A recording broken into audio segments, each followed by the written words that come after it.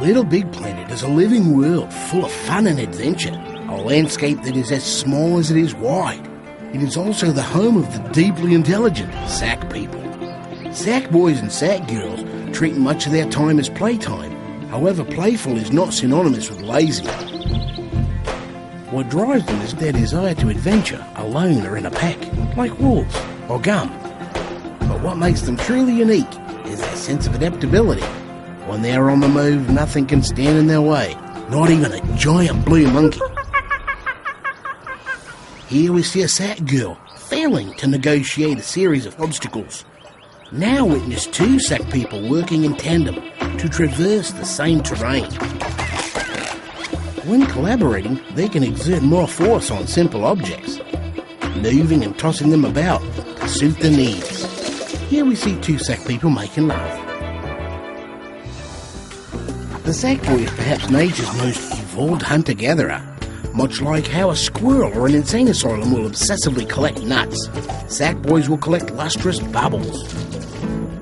Throughout history, bubbles have been passionately sought after by kings and queens.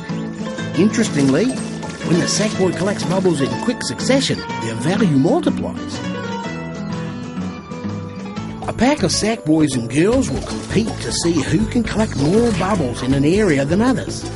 This creates an intense competition dynamic amongst the pack. The tension can get so great that some are known to actually hit the sack. But that's what makes the pack of Sackboys simply fascinating. Sack people will climb to the top of the highest hill just to prove they can. They will also seek out every unexplored corner and hard-to-reach ledge for stickers, construction materials, and, of course, wardrobe accessories.